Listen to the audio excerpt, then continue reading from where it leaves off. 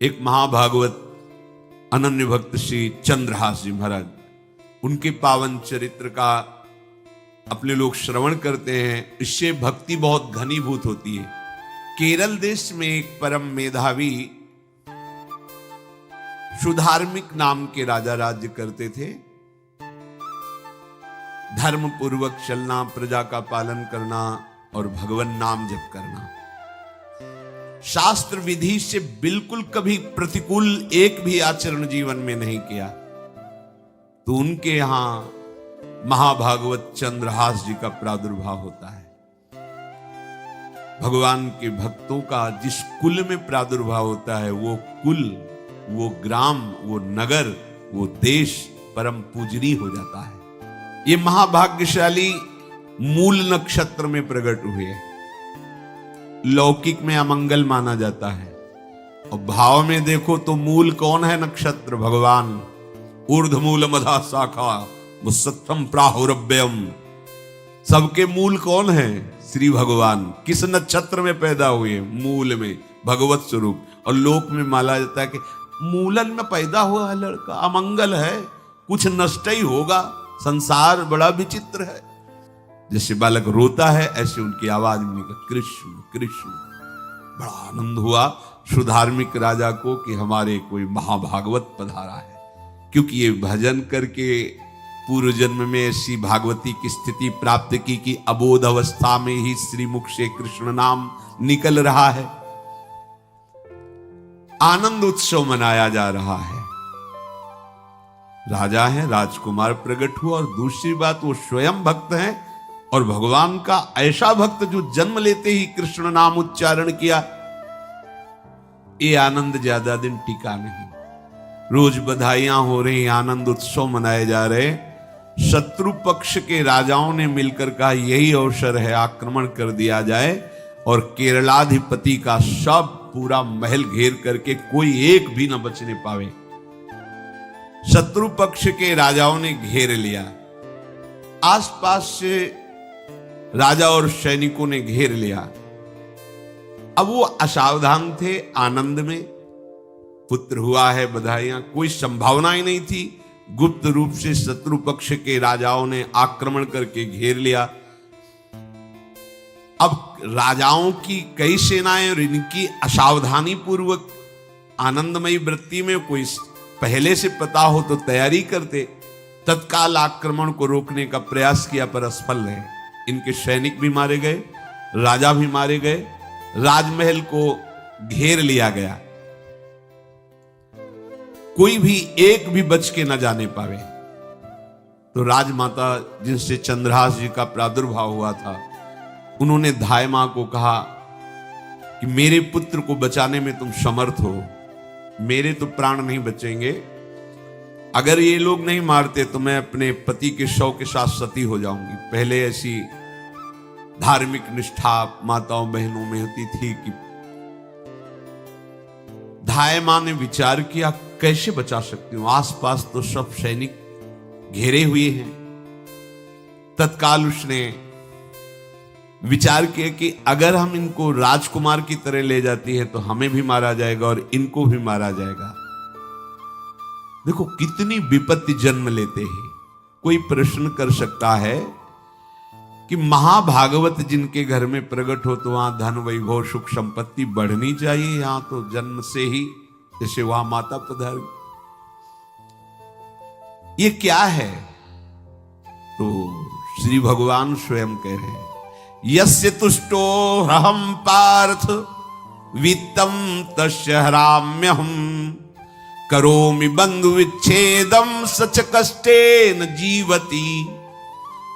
हे अर्जुन, मैं जिस पर बहुत प्रसन्न होता हूं, आप अपने ऊपर भगवान को बहुत प्रसन्न करना चाहते हैं, बहुत प्रसन्न करने में ये है, देख लो।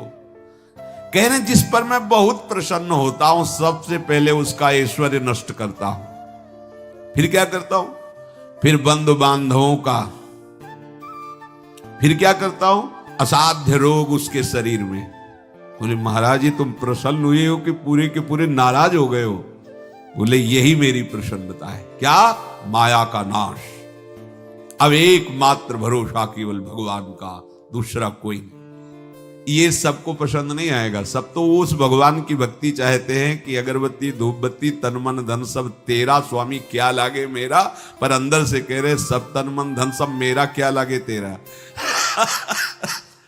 ऐसे तो चलेगी भक्ति। लेकिन कई बार सत्संग में पीछे धाम में कहा था कि भगवान को रिझाकर लोक मांगोगे तो चैन से रह लोगे, और अगर उनसे प्यार करने की बात मन में ठानी, बस मुझे केवल आपकी आंखों में आंखों को मिला करके जीवन व्यतीत करना है, मुझे और कुछ नहीं चाहिए, तो फिर लाडले आपको दुशरिहा का कोई आश्रय रहने नहीं देंगे। ध्यान रखना, जितने दुशरिहा होंगे तो ये बर्दाश्त हो तो कदम आगे बढ़ावे। बहुत प्रसन्न हो जाओ ठाकुर हम पे तो कह रहे यस्य तुष्टो हम पार्थ वित्तम तस्य हराम में हम करोमि बंधु विच्छेदम सच कष्टेन जीवती। जितनी श्वासें रहेंगी भयंकर कष्ट में उसको व्यतीत करने के लिए दूंगा। ये दंड नहीं है, ये पुरस्कार है। अनंत जन्मों का हिसाब बराबर करके कहीं इसकी वृत्ति मेरे से हट न जाए, ऐसे घेरे में डाल के अखंड चिंतन करवा के सजयति जयति जग उच्चरे।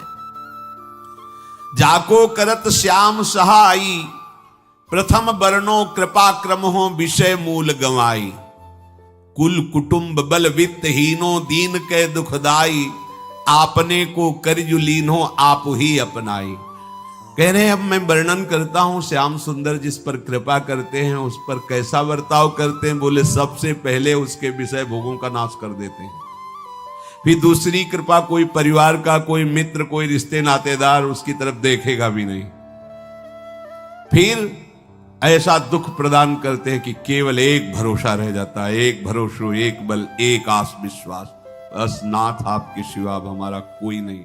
बस वहीं से जो चमत्कार प्रकट होता है, त्रिभुवन में कोई उसकी समानता नहीं कर सकता जिस पर ठाकुर की कृपा है। पर इस कृपा को हजम करने के लिए इसीलिए संत संग किया जाता है कि पहले से वो तैयार कर देते हैं। जैसे आर्मी की ट्रेनिंग होती है ना, ट्रेनिंग के बाद भी बॉर्डर में लगाया जाता है, ऐसे ही संतजन ये ट्रेनिंग देते हैं।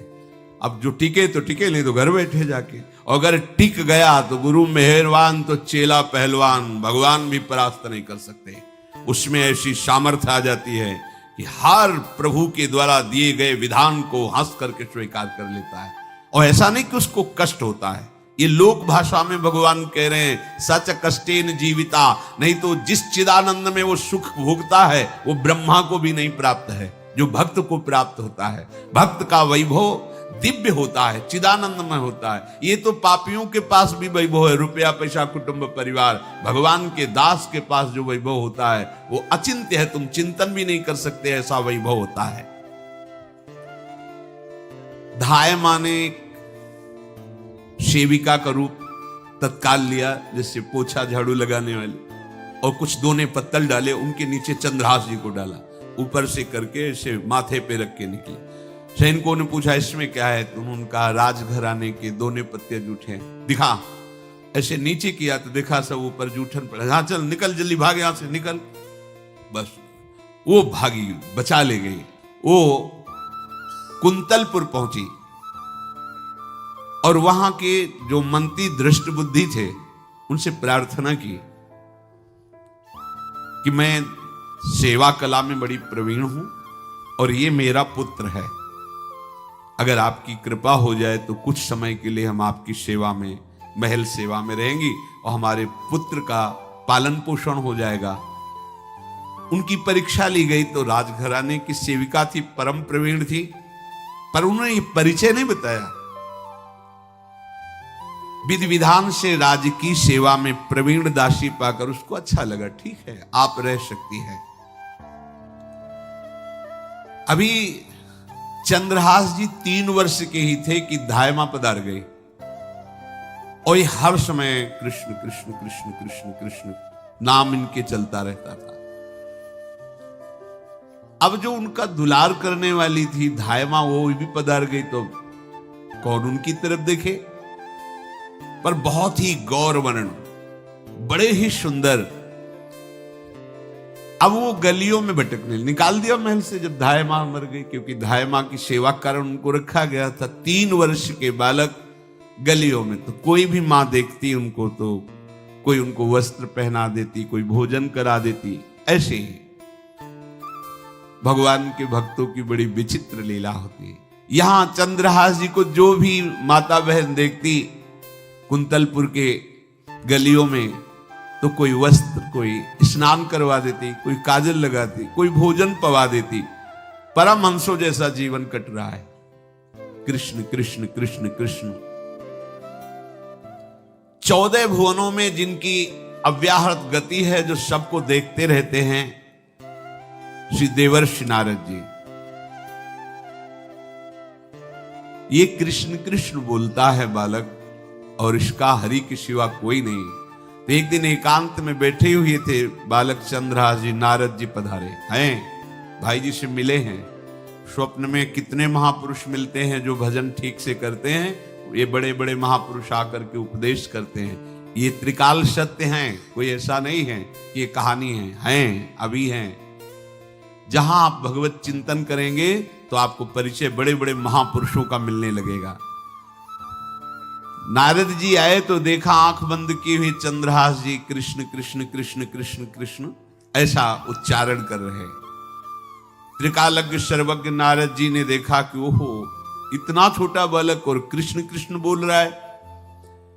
नारद जी ने स्पर्श किया दुलार करते हुए, सुनो आंख खोलो। आंख खोल के देखा श्री देवर्षि नारद जी। नारद जी ने कहा, देखो हम तुमको एक अमोघ वस्तु देते हैं, और एक छोटी सी शालिग्राम की, इतनी बड़ी शिव शालिग्राम का जो वो दिया। बोले धो के पी लेना और दिखा के पा लेना, यही तुम्हारी सेवा पद्धति है। अर्थात स्नान करा दिया और जो तुम्हें मिले इनको अर्पित। तो उन्होंने विचार किया कि धोने के लिए, स्नान कराने के लिए पात्र चाहिए, भोग लगाने के लिए पात्र चाहिए। तो जैसे कोई पान की बीड़ी नहीं, तो ऐसे कपोल में शालिग्राम को रखे रहते, कोई पात्र ही नहीं, कोई सिंहासन ही नहीं। यही धुल गए, चरणामृत अंदर जा रहा, जब पाएंगे तो यही पा लेंगे, साइड में ऐसे करके फिर निकाल के धो। यहां कपोल में रखते छोटे से शालिग्राम चंद्रहास जी। और उपदेश किया भगवान के मंत्र का। जब कोई भगवत प्राप्ति के लिए चलता है तो भगवान ही गुरु रूप से प्राप्त होते हैं, वहां तक तुम्हें पहुंचा देते हैं या उन महापुरुष को आपसे मिला देते हैं। जब कोई भगवत प्राप्ति के लिए जहां चलता है तो ये भगवान अपनी तरफ से कृपा करते हैं। ये दृष्ट बुद्धि के जो महल में धाय माँ ने इनका आश्रय स्वीकार करवाया था, उसके एक पुत्र थे मदन जी, वो बड़े भागवत थे। और एक पुत्री थी जिसका नाम था विषया, वो बड़ी सुंदर थी, अभी छोटी अवस्था की थी। मदन जी का स्वभाव था भक्तों को भोजन पवाना। जो भगवत भाव के जन होते हैं उनके हृदय में ऐसा उत्साह होता रहता है कि जो वैष्णव हैं, संत जन हैं, इनको भोजन पवाने का मतलब श्री भगवान को भोजन पवाना।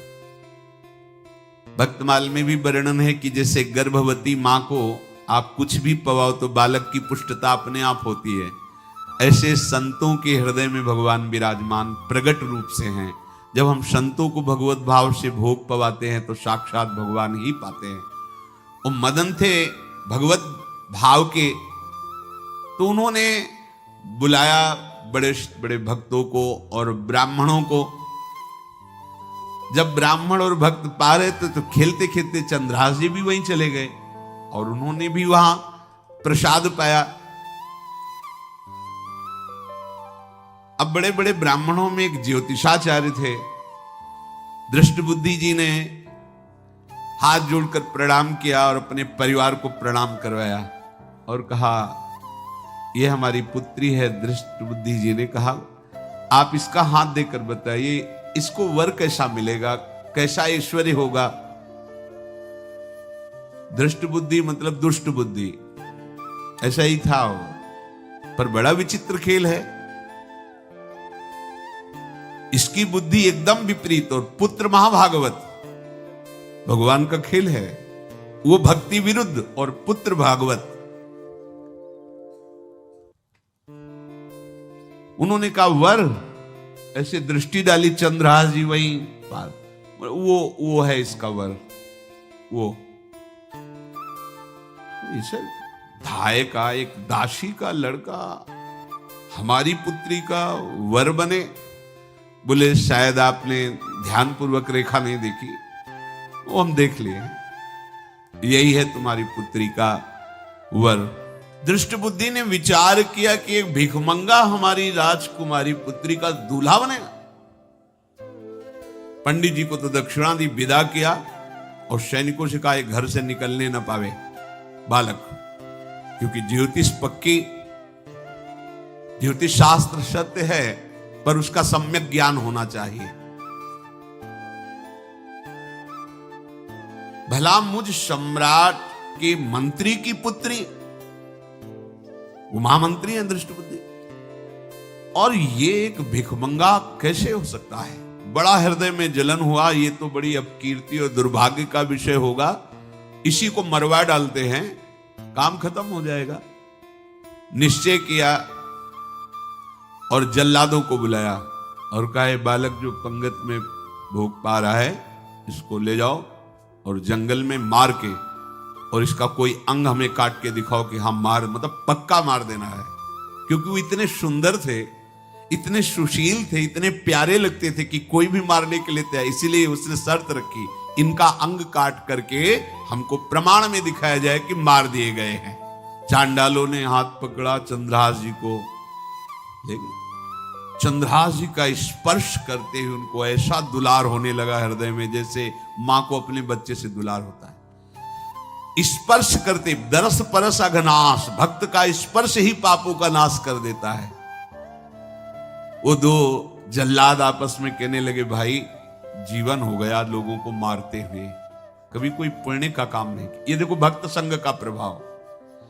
इस सुकुमार विशाल नेत्र, कैसा सुंदर बालक जो हमारे चित्त को चुरा रहा है, इस दुष्ट बुद्धि मंत्री ने आदेश किया मारने का। भला इससे क्या बिगाड़ा इनका, क्यों मारना चाहता है? देखो वैसे तो मां पापी है ही है, क्योंकि जल्लाद घर में जन्मे हैं, पूर्व जन्म के पापों के अनुसार इस जन्म में न जाने कितनों को हमने काटा है। पर पता नहीं क्या हो रहा है, मेरे हृदय में ऐसी हिम्मत नहीं आ रही कि इस बालक को मैं मार सकूं। दूसरे ने कहा फिर अगर उसको तुम नहीं मारोगे तो तुम मारे जाओगे, कुछ तो करना पड़ेगा। नहीं नहीं, इस छोटे से बालक से क्या किसी को नुकसान। एकांत जंगल में ले गए और कहा तुम जानते हो हम तुम्हें किस लिए बुलाए हैं? चंद्रहास जी बालक थे, 5 वर्ष की आयु अब हो गई थी, तो उनका मुझे पता नहीं कि आप क्यों लाए हैं। बोले हम जल्लाद हैं, तुम्हें मारने का हुक्म दृष्ट बुद्धि ने दिया है, मारना तो पड़ेगा ही तुम्हें। हमारी इच्छा नहीं कि मारें, पर हम तुम्हें अंतिम बात पूछते, तुम्हें कुछ भी पसंद हो, कुछ भी, तो तुम कहो, हम तुम्हारे लिए ला के देंगे जो तुम्हें चाहिए, बोलो, पर हमें वध करना पड़ेगा तुम्हारा। तो उनका मुझे कुछ और नहीं चाहिए, बस थोड़ा सा समय चाहिए। यदि आप मारना ही चाहते हो तो थोड़ा हमारी पूजा है हम कर ले, इसके बाद मार लीजिए। आपको तो बल है, अस्त्र हैं, मैं तो बालक हूं। उनका हाँ हम तुम्हें समय देते, तुम किसी को पुकार भी सकते हो, जो तुम करना चाहो कर सकते हो।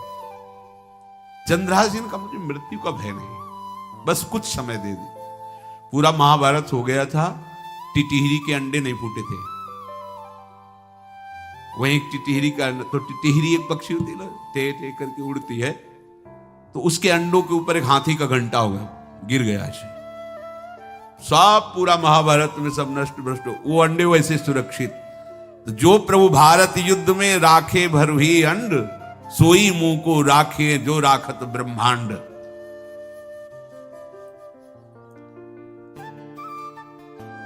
मैं तो अनाथ हूं, श्री कृष्ण के सिवा कोई मेरा है नहीं, मैं किसको पुकारूं? मेरा आश्रय तो एकमात्र वही प्रभु हैं।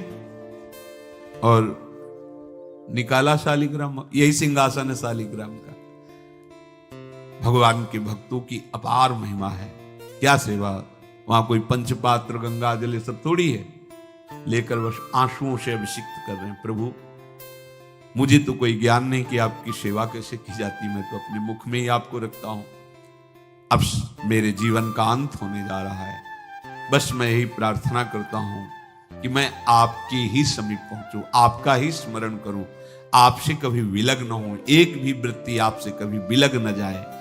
श्याम सुंदर मुरली मनोहर ललित त्रिभंगी ध्यान करते हुए आंख खोली और इशारा किया, काट दो मुझे। जल्लादों ने जब देखा आंसू चल रहे हैं ऐसा, वो बैठ गए अस्त्र रख के, कहने लगे भाई तुम मुझे मार दो, भले भले वो दृष्ट बुद्धि मुझे, मैं इस बालक को नहीं मार पाऊंगा, मेरी हिम्मत नहीं है। कुछ भी हो, मेरा वध हो जाए, पर मैं इस बालक को, गिरे मुरझाई दया आई कछु भाए भरे, ढरे प्रभु और मति आनंद शोभिनी है, हुती छठी आंगुरी सो काट लई दूषण हो, भूषण ही भयो जाई कहीं सांच चीनी है। जब नेत्र का इशारा हुआ कि वध कर दो, तो जो बधिक मारने के लिए आए हत्यारे थे वो आनंद से एकदम प्रफुल्लित हुए और कहा मैं नहीं मार पाऊंगा तुम्हें।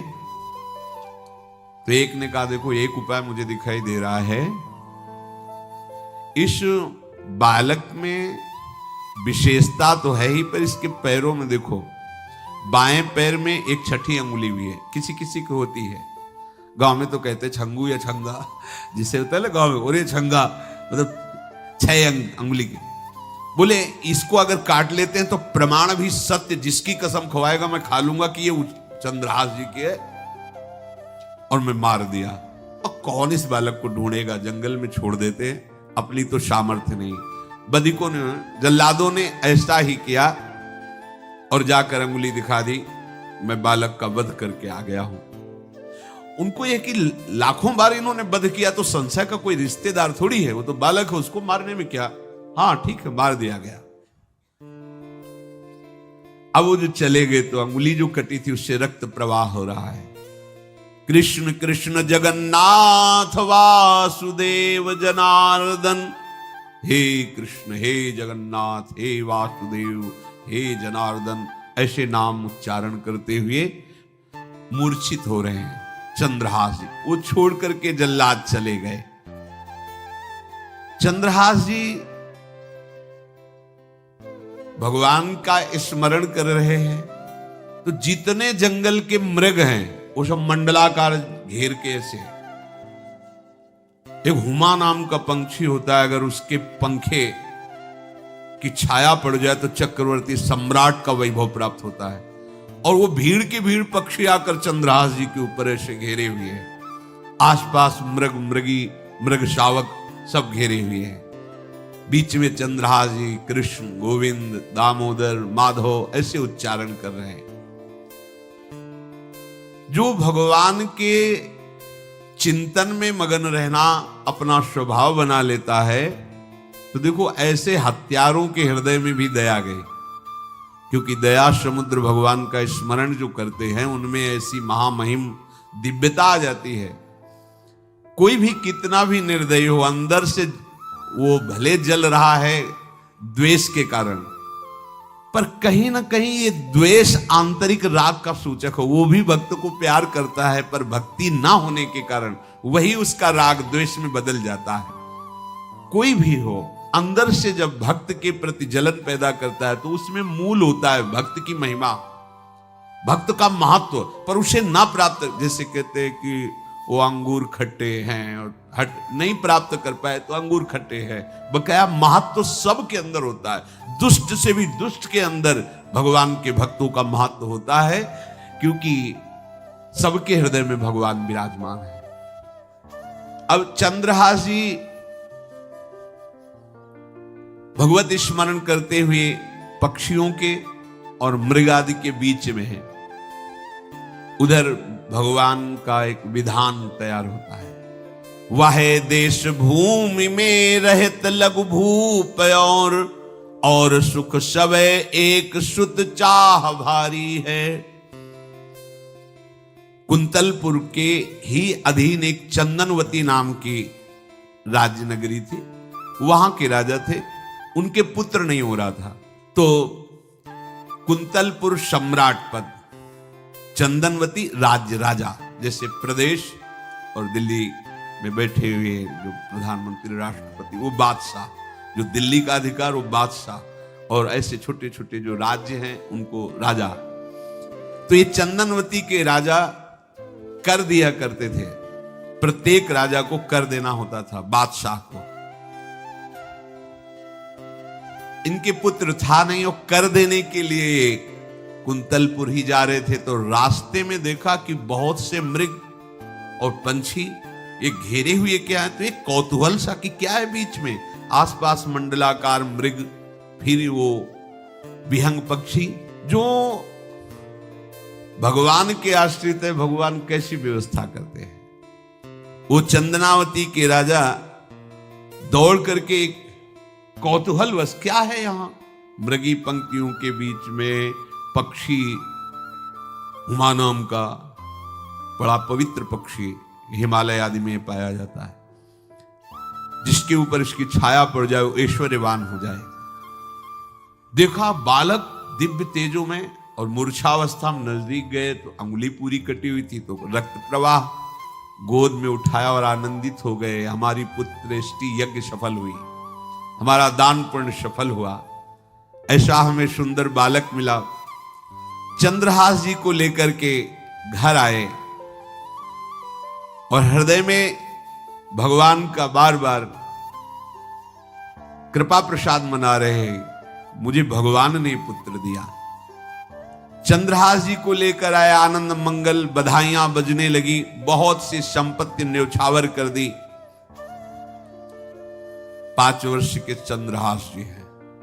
पूछा बेटा तुम्हारे माता पिता कौन है? कहा श्री कृष्ण। परिवार में कौन है? श्री कृष्ण। मतलब तुम्हारा कोई नहीं है? नहीं है श्री कृष्ण। समझ गए कि भगवान ही हमें कृपा करके ऐसे महाभागवत पुत्र को दिया। और है कौन? वास्तविक कोई नहीं श्री कृष्ण के सिवा। बड़ा उत्सव मनाया और अपने राज सिंहासन का अग्रिम अधिकारी युवराज पद चंद्रहास जी को। अब तो पूरे राज्य में आनंद की वर्षा हो रही। राजा मन में विचार कर रहे हैं कि ऐसा प्रतापी भक्त हमारे यहां आया है, अब हमको किसी को कर देने की जरूरत नहीं। तो जो हर महीने वर्ष में जो बंधा हुआ कर था उन्होंने नहीं दिया। 1 बार 2 बार 3 बार जब कर नहीं पहुंचा तो सम्राट ने आदेश किया मंत्री को कि चंदनावती से कराना बंद हो गया है। क्या बात है?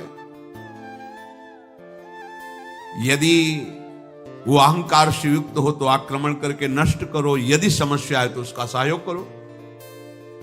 बादशाह के आदेश से वहां दृष्ट बुद्धि पहुंचे तो युवराज पद पर चंद्रहास जी विराज, जिनको मारने के लिए जल्लादों के हाथ में दे दिया था। पूरे पूर्वासी ऐसा प्रभाव चंद्रहास जी का है कि सब कृष्ण भजन करते हैं, सब आनंद में मगन रहते हैं। चंद्रहास जी थोड़ा सयाने हो गए थे तो पूर्ववासियों को उपदेश देते, एक बार हमारे राज्य में भोजन पाया जाएगा 24 घंटे में, और सबके घरों से आरती की शंखनाद घंटानाद सुनाई देना चाहिए। सबके यहां शाम के रोज नाम कीर्तन और भगवत कथा होनी चाहिए, क्योंकि आयुष्यम चपलम तादृक जल बुद्बुद सन्निभम चिंतयध्वम जनामूढ़ा माधवम वर्षम सुस्थिरम।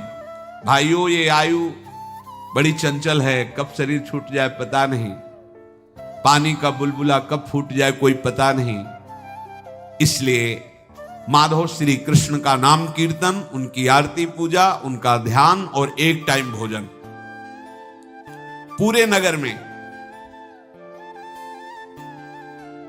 अब सोचो कितना भक्ति का प्रभाव होता है। पूरा नगर में, हर घर में आरती, पूजा, कीर्तन चक्रवर्ती सम्राट के लक्षण स्वाभाविक चंद्रहास जी में प्रकट होते थे। अब दृष्ट बुद्धि जब वहां गया, देखा युवराज पद पर, पहचाना कि वही बालक है, ये तो चंद्रहास है, क्योंकि काफी समय तो महल में ही रहे थे दाई मां के साथ और अच्छे से पहचान थी। अब उन्होंने विचार किया कि ये तो बहुत अनिष्ट हो गया, हमने तो मारना निश्चित किया था और जल्लादों ने इसको छोड़ दिया और अब तो ये राजा का राजकुमार बन गया। तो राजा से कहा कि पहली बात, युवराज पद पर बैठालने के पहले तुम्हें सम्राट को सूचना देनी चाहिए थी। दूसरी बात, अभी तक तुमने कर नहीं दिया। जानते हो कि अगर सम्राट का भाव बदल गया तो एक क्षण में तुम्हारे राज्य को नष्ट कर दिया जाएगा। तो राजा ने हाथ जोड़कर, चंद्रावती के राजा ने कहा, महाराज आप ही अब हमारी रक्षा कर सकते हो। तो उसकी दृष्टि चंद्रहास पर थी, इसको मरवाना है, क्योंकि पंडित ने बताया था यही पति बनेगा।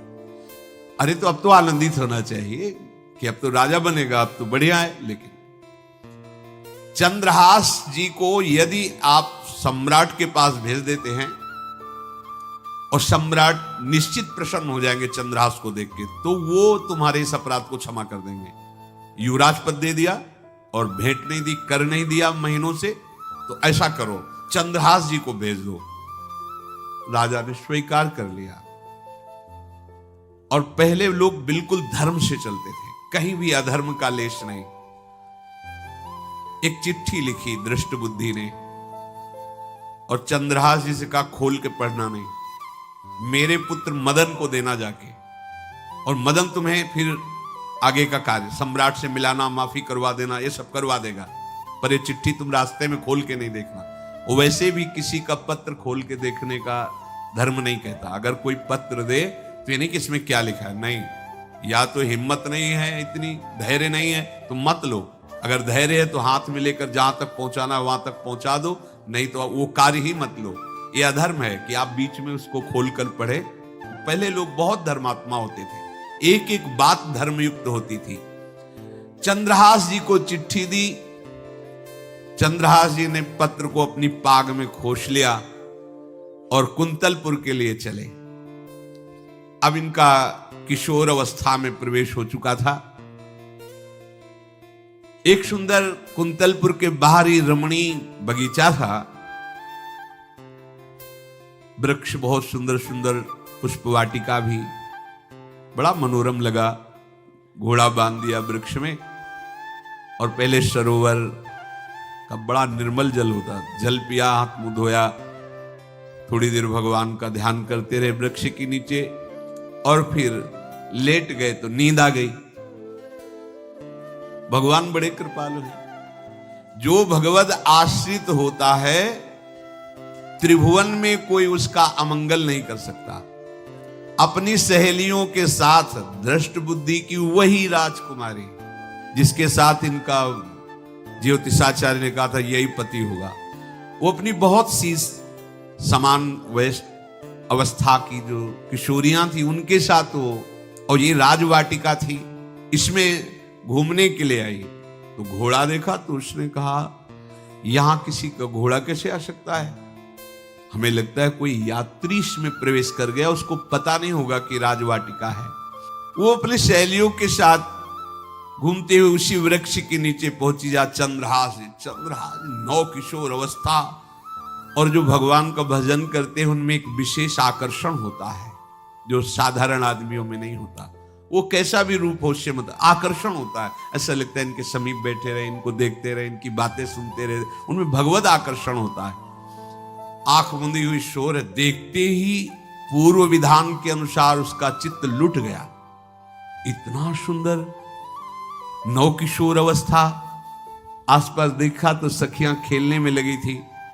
पाग में एक चिट्ठी सी दिखाई दी तो झुक करके चुपचाप ऐसे 9 किशोर अवस्था में चंचलता भी होती है। चिट्ठी खोल करके देखा तो वैसे ही रूप माधुरी में आसक्त हो गई थी, पूर्व संस्कार से आकर्षण भी हुआ। इसने संस्कृत में लिखा था विस्मस्मयी प्रदातव्यम त्वया मदन शत्रुवे, कार्या कार्यम न द्रष्टव्यम कर्तव्यम खलु में प्रियम। मदन पुत्र, उनके नाम था मदन। ऐ मदन, बिना कुछ विचार किए इसको विष दे देना जाते ही। क्या उचित है क्या अनुचित ये तुम्हें नहीं सोचना, मेरा प्रिय करना, मेरे आदेश का पालन, जाते ही से विष दे देना। पत्र उसने देखा पिताजी की बुद्धि खराब हो गई, ऐसे सुंदर नव किशोर को विष देने की बात लिख दी। अब उसे बड़ा दुख हुआ कि पहली ही दृष्टि में, अभी तो इन्होंने आंख खोल के हमें देखा ही नहीं, और इनको इस सोई हुई मुद्रा में देख करके मेरे प्राण समर्पित हो गए, मेरा चित्त समर्पित हो गया।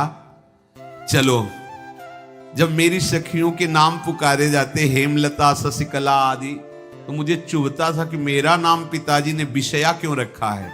आज सार्थक हो गया, मेरा नाम सार्थक हो गया। काजल लगाई हुई थी, एक सीख से ऐसे काजल लिया, और एक संस्कृत में आ बनता है ऐसा, ऐसे, बस ऐसे कर दो तो विषया हो गया। अब उसका अर्थ बदल गया। हे मदन, उचित अनुचित का विचार छोड़कर जाते ही इसे विषया प्रदान कर दो, ये मेरा प्रिय कार्य होगा। विषया पुत्री भगवान है, जैसी हो भवतव्यता तैसी बने सहाय, आप ना आवे आप परताई तहां ले जाए। तो ओ पत्र वही खोश दिया, और ये सुख हुआ कि तो जाएंगे भाई के पास ही ना, तो घर में ही तो जाएंगे, वहां इनकी इस प्रसन्न मुद्रा में बातचीत करते हुए मैं इनको देखूंगी। ये भगवान का विधान होता है। चंद्रहास जी उठे और पूछते हुए मंत्री के घर पहुंचे, और मदन ने जो ही कि चंदनावती से पिताजी ने इनको भेजा है, ये वहां के राजकुमार हैं, हृदय से लगाया। चंद्रहास जी ने कहा आपके पिता ने पत्र दिया है। उन्होंने पत्र पढ़ा, विषमस्मयी विषयास्मयी, विषय तुरंत बिना विचार किए ब्याह कर दो, दे दो, क्योंकि लिखा है प्रदातव्यम त्वया मदन, अभी इसी क्षण जहां ये पत्र मिले का जो आ गया, सुबह शीघ्र शुभम शीघ्र, बुलाओ पंडित को। पंडित ने कहा भगवान की कृपा से अगला मुहूर्त है, बिल्कुल ये ब्याह का पक्का मुहूर्त है। अब तो राजघराने तत्काल व्यवस्था हुई, और वो तो पहले ही मोहित हो चुकी थी देख के विषया जी। तत्काल दुल्हन रूप उनको सजाया गया, इनको दूल्हा रूप सजाया गया, पंडित शुरू कर दिए, गणानंद तो गणपति को ब्याह हो गया। अब जब ब्याह यहां खूब धूमधाम से हो गया, तो दृष्ट बुद्धि ने सोचा कि काम हो गया होगा, विष दे दिया हो गया, मर अब हम जाके संभाल लेंगे, क्योंकि राजकुमार है, कैसे विष दिया कौन दिया, तो इस बात को हम संभाल लेंगे। जब वहां घर है तो पूरे नगर में सजावट हुई थी। बोले भैया सजावट का है कि? बोले महाराज आपके ही आदेश से तो है, आपने दूल्हा भेजा था। और बोले ब्याह किसने कब कहा ऐसा? बोले तो मदन के पास चिट्ठी रखी है। अब वो घर गए, मदन को बोला, बोले तुम्हारी बुद्धि मारी गई क्या? हमने पत्र में लिखा था। लिखा था लिखा था हमने, विष इसमें विषया कैसे लिख गया? काजल से ऐसे, और पहले स्याही काजल की ही होती थी, तो भगवान सब कुछ बना देते हैं। उनका पिताश्री एक भी अक्षर आपकी आज्ञा का उल्लंघन, आपने लिखा था बिना विचार किए उचित अनुचित का हमारी आज्ञा का पालन किया जाए। विषया प्रदातव्यम मदन, मेरा नाम लेके आपने संबोधन करके ये देखो ये लिखा हुआ है, इसमें हमारी त्रुटि क्या है? देखा तो चंद्रहास जी दूल्हा और सुंदर, अब उसका हृदय आग ले। अब तो मान जाना चाहिए, बिटिया का वरण हो गया भाई, ब्याह हो गया, अब तो गुस्सा छोड़ देनी चाहिए। पर दुष्ट बुद्धि, नाम ही रखा था दृष्ट बुद्धि, उसने कहा चाहे बिटिया विधवा रहे पर तुम्हें जिंदा ले लेने दे। ये दुष्ट बुद्धि होती है। देखो कैसे कैसे ऐसे ही होते हैं, कुछ लोग ऐसे ही होते हैं, हमारी इज्जत, फिर जेल काटता है पूरा परिवार, मार डालेंगे तुम्हें जिंदा नहीं रखेंगे, ऐसे दुष्ट बुद्धि का स्वभाव होता है। अब भाव जब बिगड़ जाता है तो फिर पकड़ में नहीं आती बात, यही समझ जाना चाहिए था। चरणों में प्रणाम करके कि अब तो तुम हमारे बेटे के समान हो, ये भी राज्य तुम्हारा, वो भी आनंद लो। अब बड़ा सुख का कार्य है। लेकिन जब नकारात्मक सोच आ जाती है तो बुद्धि कंट्रोल में नहीं रहती, वो फिर उद्दंडता करने, उसका निश्चय गलत होता है। नजदीक गया और कहा कि बहुत कृपा हुई, आप हमारे दामाद बने, पर हमारे यहाँ की एक रीति है, हमारे नगर के बाहर जो देवी हैं उसमें लड़की का वर अकेले पूजा करने जाता है। आपको हमारी कुल की रीति का निर्वाह करना होगा, आपको जाना ही होगा। कोई समस्या नहीं, हमारे लिए तो हर देवी देवता भगवत स्वरूप है, आपके लिए हम पूजने चले जाएंगे, पूजन की थाल तैयार करो। और उधर कई बलवान सैनिकों को भेजा, देवी पूजने जो आ रहा है तत्काल उसे काट देना, किसी भी तरह बचना नहीं चाहिए, नहीं तुम सब मारे जाओगे। जो आदेश देवी मंदिर में सैनिकों को लगा दिया, जो आवे तत्काल मार देना, क्योंकि अब भेज ही रहे ना, तो नाम नहीं लिया, कहा जो आवे तत्काल मार देना, मेरा आदेश अगर बचा तो मैं तुम्हें मार दूंगा। उन राज सैनिकों ने जो बधिक स्वभाव के थे पहले से वहां लग गए। बड़ा विचित्र भगवान का खेल। वहां के चक्रवर्ती सम्राट जो थे बड़े बड़े विद्वान और ऋषियों से बातचीत कर रहे थे। उनका महाराज अब आपका राज सिंहासन पर बैठना राज्य के लिए अमंगल होगा, ऐसा समय आ रहा है। इस समय यदि चंद्रहास जी को सम्राट पद पर बैठा दिया जाएगा तो आगे अकाल नहीं पड़ेगा और बड़ा मंगल होता चला जाएगा। ये मुहूर्त आपका राज सिंहासन पर से हटने का है, तो उनका प्रजा का मंगल हो और देश का मंगल हो, इसलिए हम बिल्कुल। मदन वहीं बैठे हुए थे। सचिव ने कहा तुरंत जाओ और जो तुम्हारे बहनोई बने हुए हैं चंद्रहास जी को लाओ। तो भागे। तो जो और सैनिक राज सैनिक थे पूछा किधर जा रहे हो? बोले वो अपने बहनोई चंद्रहास जी। बोले वो तो देवी पूजा के लिए गए। तो घर में जाके वो सीधे आगे बढ़े, तो जा ही रहते थाल सजाकर देवी। बोले सुनो इसी समय मुहूर्त है, आपको देवी पूजा हम कर लेंगे जाके, या हम थाल लेके वहां बैठे रहेंगे, पहले सम्राट पद का वो अभिषेक करो फिर देवी पूजा हो जाएगी। ये तो घर की बात है, और देवी पूजा मैं करके आ रहा हूं, वो देवी पूजा के लिए और वो सम्राट पद के लिए बीच से ही। दौरे सुख पाई जाय मगही में लियो जाए, दियो सो पठाई नृप रंग माही भीजिए। अब जब जो सम्राट थे तो बहुत आनंदित हो गए, क्योंकि भगवान का भक्त तेजस्वी और बलवान शूरवीर योद्धा जो सम्राट पद पर बैठेगा तो अकाल नहीं पड़ेगा, सुख की सब प्रजा को वृत्ति प्राप्त होगी। बड़े आनंदित होकर इनका सम्राट पद पर अभिषेक हो रहा है। और दृष्ट बुद्धि के पुत्र जो मदन संतों और भक्तों का आदर करते थे, वो देवी पूजा, और वहां पहले उसने बोल रखा था जो आवे तो देवी अपमान ते न डरो सम्मान करो, जात मारी डार्यो या सो भाष्यो भूप लीजिए। चंद्रहास जी का सम्राट पद पर अभिषेक और मदन जी का देवी मंदिर में प्रवेश, और सैनिकों ने काट के फेंक दिया मदन। ये जो पे कृपा रघुपति कृपाल की, बैर और की कहा सरे होई न बाको। बार भगत को जो कोई कोटि उपाय करे। गोस्वामी तुलसीदास जी, भगवान का कृपा पात्र जो भक्त है, किसकी ताकत है कि उससे बैर कर सके? चाहे कोई त्रिभुवन में हो, भक्त का बाल बांका नहीं कर सकता, चाहे करोड़ों करोड़ों उपाय कर ले।